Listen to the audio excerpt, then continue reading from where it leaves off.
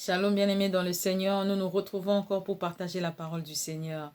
Nous allons prier. Seigneur Dieu, nous nous remettons à toi. Nous ne sommes rien sans toi. Nous voulons que ta parole, ô Dieu, tombe sur des bonnes terres afin de produire des fruits dignes de repentance pour ta gloire au nom de Jésus. Amen.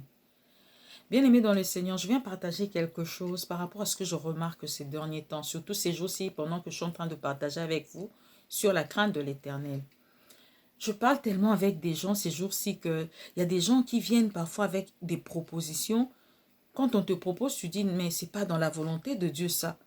La personne te dit, oh non, mais il ne faut pas suivre ça, mais c'est à ton avantage. Tu dis, oh, à mon avantage.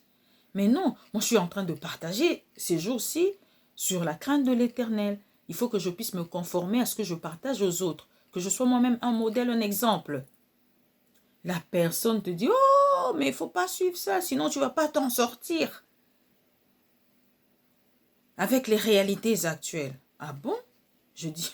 Donc nous commençons à adapter notre vie aux réalités actuelles plutôt qu'à la parole de Dieu.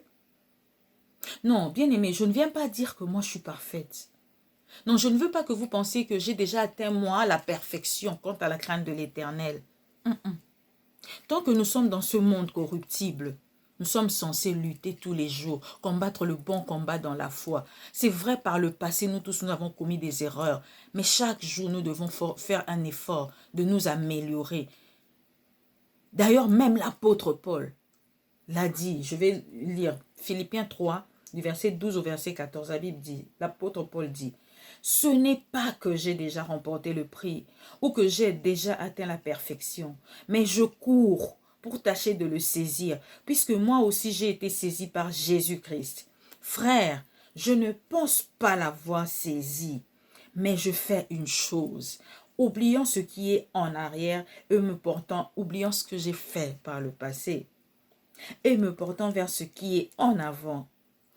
Je cours vers le but pour remporter le prix de la vocation céleste de Dieu en Jésus-Christ. » Alléluia. Bien-aimés dans le Seigneur, comme Paul, nous sommes tous appelés à persévérer. C'est dur, c'est compliqué. La crainte de l'Éternel n'est pas facile.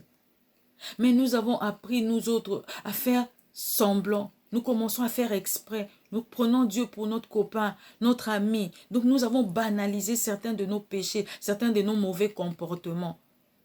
Nous commençons à adapter les choses aux réalités actuelles. J'aime bien l'extrait de la chanson de mon frère qui dit Nasina yokisa yo soni mbala mingi, je me répands tant qu'il est encore temps. Dimela ye, nasalaka ngo na kote, nazozwa yo pe. Mobobe na ngai te, nzoto pe sangande, ezokumbanga na mabe o, crucifié nonga. En fait, il faut que le péché pour un enfant de Dieu soit un accident, c'est que ça arrive accidentellement. Mais quand on commence à faire ça, tout en sachant, on fait l'unco, comme a dit mon frère. Si tu fais l'unco, tu es comme cette personne dont parle la Bible dans Jacques, chapitre 1er, verset 23, la Bible dit, « Car si quelqu'un écoute la parole et ne la met pas en pratique, il est semblable à un homme qui regarde dans un miroir son visage naturel et qui, après s'être regardé, s'en va et oublie aussitôt comment il était. » Bien-aimé dans le Seigneur, le miroir, c'est quelque chose qui possède deux fonctions. D'abord, nous montrer comment nous sommes. Ensuite, nous révéler ce que nous devons arranger ou modifier. Tu peux te mirer maintenant, tu trouves que tu as les cheveux penchés alors que ça devrait normalement être droit. Tu te rends compte que ça ne va pas. Ou alors tu as un visage, tu t'es maquillé, mais il y a comme les femmes souvent, on met du mascara, ça peut coller ici, ça fait du noir là-bas. Tu ne vas pas laisser ça comme ça. Ça te révèle que, ah, tu as le noir, il faut enlever. La parole de Dieu joue le même rôle. La parole de Dieu en nous révèle, nous montre ce que nous sommes, ce que nous faisons, mais qui n'honore pas Dieu, qui n'est pas dans la volonté du Seigneur. Et elle nous révèle par le même moment ce que nous devons réellement faire. C'est pour ça que nous devons apprendre la parole. Nous l'avons dit ici. Nous devons connaître la parole de Dieu, ce que veut la parole de Dieu. Si tu connais la parole, tu sauras que ce que je fais ici, ce n'est pas bon. Je dois me réajuster. La parole de Dieu est une lampe à nos pieds, une lumière sur notre sentier. Bien-aimés dans le Seigneur, n'ignorons pas la parole de Dieu. Il n'y a personne qui peut accepter d'avoir vu peut-être la peinture sur son visage et de sortir comme ça, s'en foutre de ce que les gens vont dire. Non, bien-aimés dans le Seigneur. Non, s'il vous plaît. Prenons en considération la parole de Dieu. Respectons le Seigneur.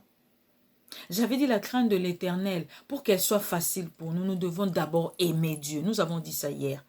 Quelqu'un que tu aimes, tu ne voudras pas le blesser, tu ne voudras pas le contrarier, tu ne voudras pas lui faire mal.